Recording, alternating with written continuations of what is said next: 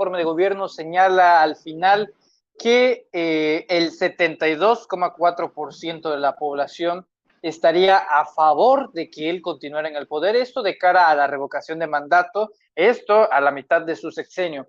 Entonces, sería buen momento para preguntar algo interesante. ¿Cuánto porcentaje de la población hubiera votado a favor o en contra de que, por ejemplo, en 2015 Enrique Peña Nieto siguiera en el poder? ¿Cuánta población hubiera estado a favor o en contra cuando Felipe Calderón en 2009 se hubiera sometido a una revocación de mandato? Probablemente no sería un 72% como lo presume Andrés Manuel López Obrador, y hay que señalar que una encuesta de su propio gobierno. Así que yo quiero preguntarle a José Manuel, luego nos pasamos con Fernando y luego con Emilio, ¿estos números corresponden a la realidad, José Manuel? ¿Realmente cuenta con una enorme legitimidad, tremenda legitimidad, como ostenta Andrés Manuel López Obrador, en un 72%, es decir, 7 de cada 10 mexicanos quieren que continúen en el poder? Pongámoslo, yo creo que sí, pongámoslo en 70, ¿no? Por si hubo ahí fallas en la encuesta que hizo el gobierno, pero sí, yo creo que sí es una frase muy real.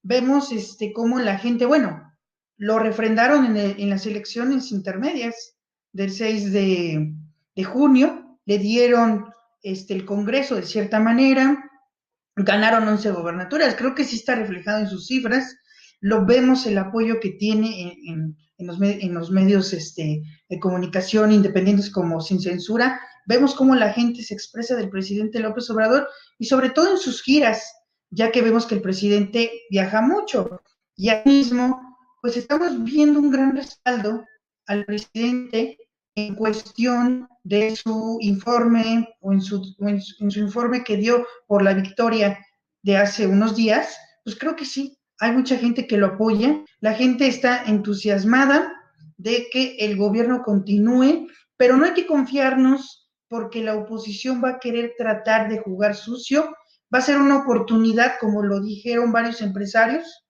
para poder quitar a López Obrador. Van a hacer todo lo posible, toda la campaña negra, para poder quitarlo. Entonces, no nos podemos confiar de estas cifras.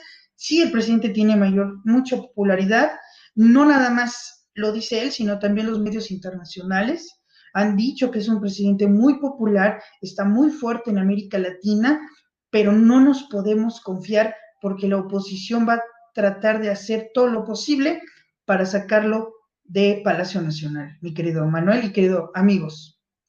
En el tema, ahora sí que de la geopolítica, recordando presidentes latinoamericanos que tienen un índice de aprobación alto, pues se me viene Nayib Bukele, que creo que está un poco ahí del 74, 76, y luego Andrés Manuel López Obrador. ¿Es correcto o está? Sí. No creo que esté Sebastián Piñera, porque ese está No, ahora sí que en el mero patagónico, pero todos Nayib ellos, Bukele y Andrés Manuel López Obrador, los más populares.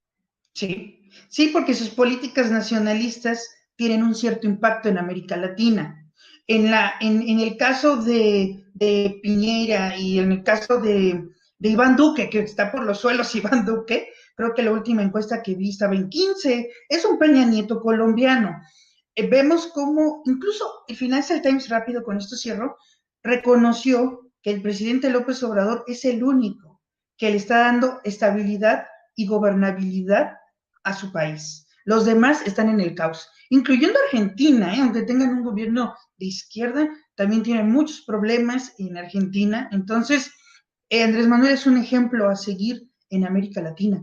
Incluso me atrevería en algunos países del Medio Oriente.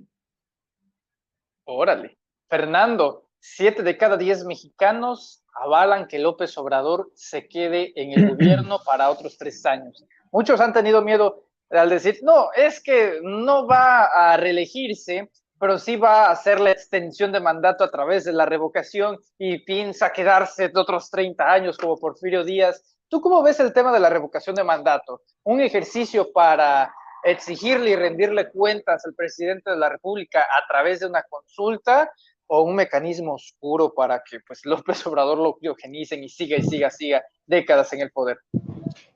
Voy a iniciar con una frase porfirista que decía un dictador bueno es un animal tan raro que la nación que posee uno debe de prolongarle no solo el poder, sino la vida misma. Entonces, a veces quisiera publicarla dándole la razón a la gente de que, oh, es un mesías, dictador, y darles por su lado, ¿no? Para hacerlos enojar.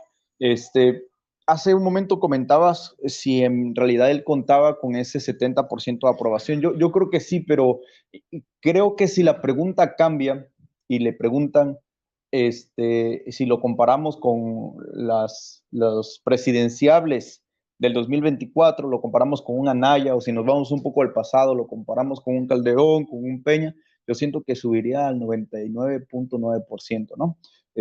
Así la pregunta al aire, un 70%, yo comprendo que no todo el mundo piense, no falte el aspiracional, que se siente orgulloso de serlo porque aspira a ser como Salinas Pliego, si le echa ganitas a su trabajo en la oficina, y no se dan cuenta de que esos personajes llegaron a obtener eso a través de la corrupción, ¿no?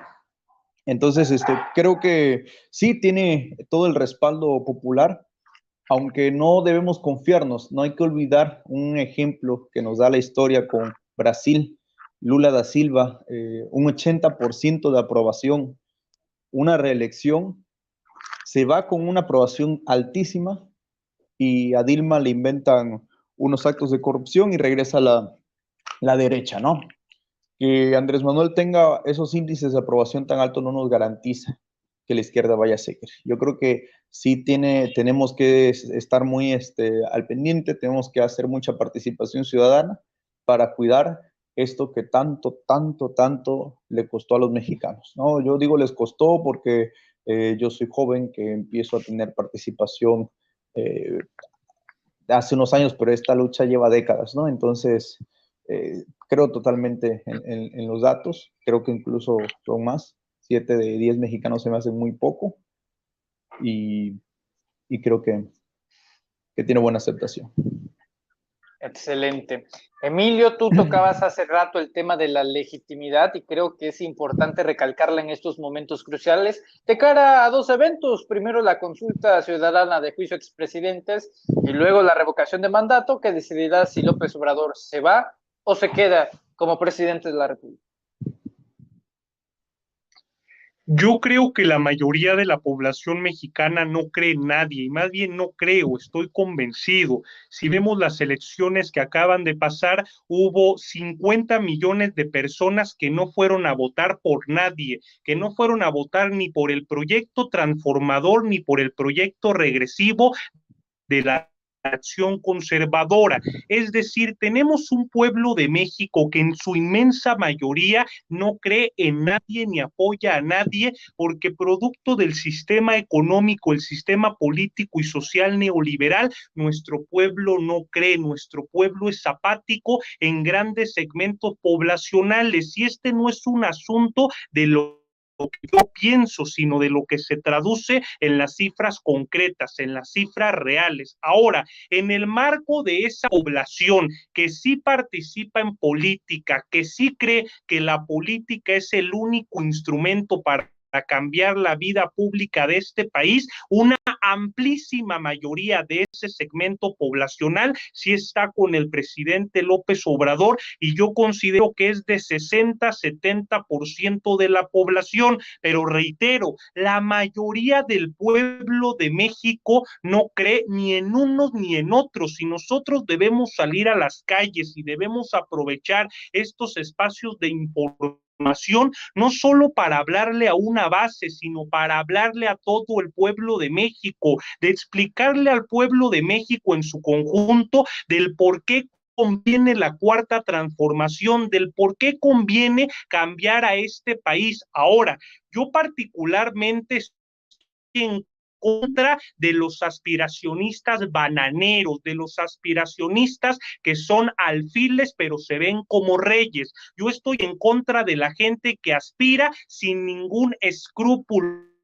sin ética, que aspira pisoteando a los demás y que cree que va a tener una mejor posición a costa de los demás, pero no estoy en contra del legítimo aspiracionismo, porque el legítimo aspiracionismo es el de aquel mujer u hombre que producto de su preparación, de su esfuerzo, de su inventiva, de su talento, progresa en la sociedad. ¿Cuál es el problema que tenemos en México? Que es una sociedad profundamente desigual, que es una sociedad que no es ni siquiera capitalista, sino es una sociedad feudal, es una sociedad donde no hay igualdad de oportunidades. Y como lo comentaba Fernando, ¿por qué Salinas Pliego es el segundo hombre más rico de México? Porque se enriqueció al amparo del poder público, porque Carlos Salinas de Gortari le regaló un banco, porque Carlos Salinas de Gortari le regaló una emisión televisiva. Ese es el problema que tenemos en México, que los grandes magnates de este país lo son